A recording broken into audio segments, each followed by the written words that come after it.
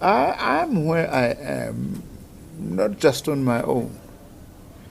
The decisions of the SACP as a member and leader of the SACP, I take those as decisions that all of us are bound by. The party's dissatisfaction with a GNU, with the DA. There's a position of the party which we are all bound by because of what the DA stands for, which we regard as being diametrically opposed to what we stand for.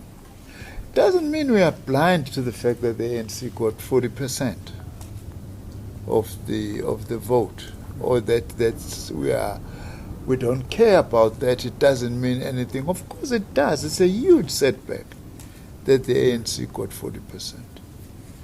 It's something that we hope we can still be able to engage with the ANC going forward as to, under these conditions, what is the best thing and the best route to go forward in a manner that unites the alliance. So me, in the GNU, what do? I do the work that I've been given, and I'll do it to the best of my ability. The South African Communist Party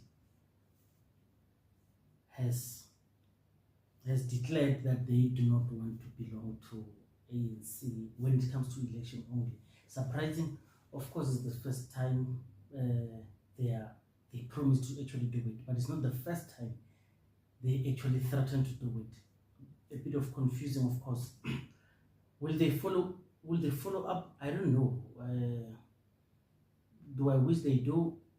Somewhat yes or no. Yes, because it's been a threat for a long time. They didn't manage to pull it through, but this time they look like they mean business. They want to contest the 2026 local government elections separately and go all out to go and win elections.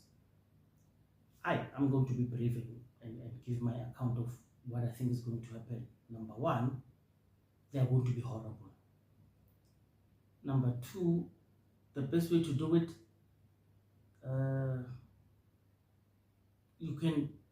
they can come and threaten all people with what the ANC has done, but it's not going to assist them because they were part of the ANC.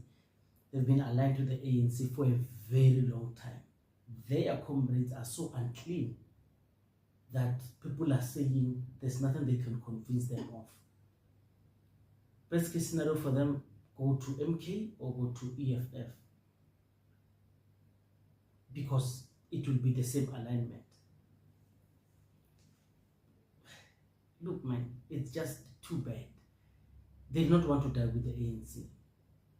And this current generation, led by Solima Paila, who has called the ANC sellouts, who say when Fikile Mbalula gave them the framework, he worked on it, but all it was useless. And that's why he called them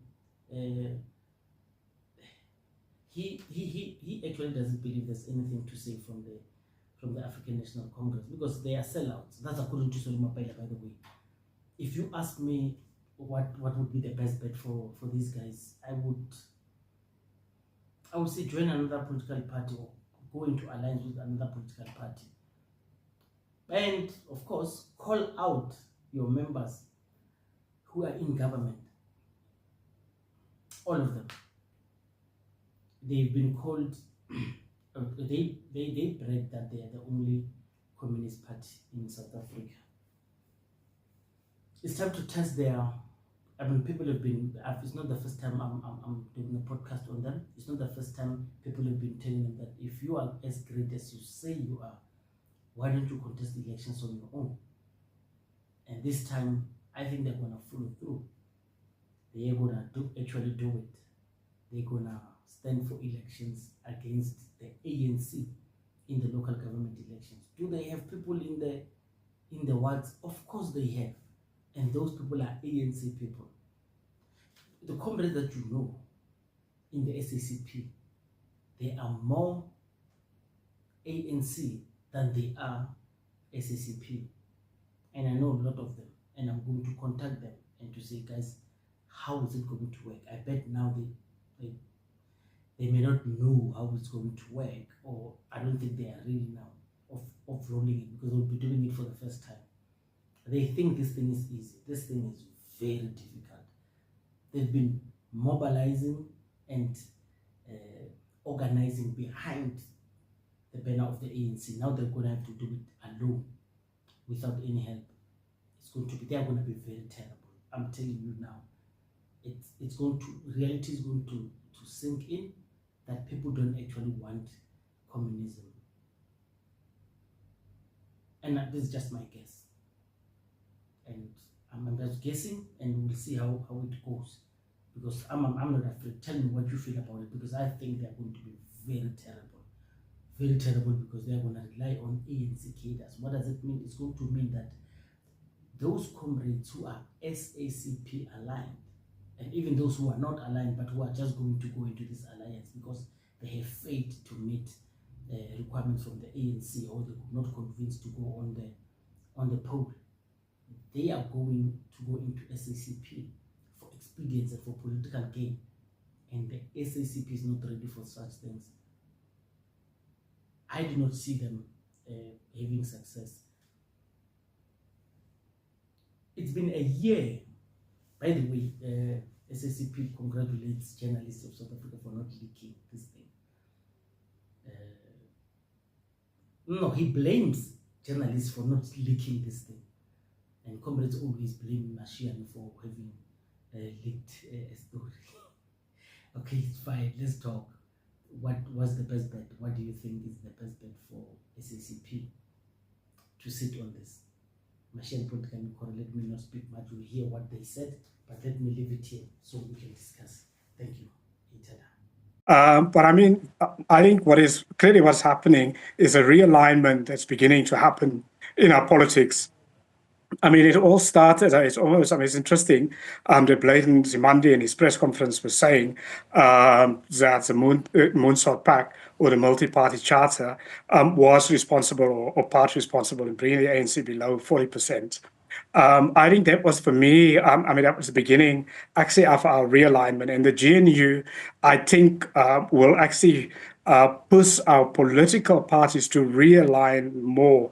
And that's what we're seeing, because now what is happening in our politics now, the GNU is actually forced parties to align against and for the GNU. So those inside and then those outside. And those on the outside are predominantly, on the sort of populist left.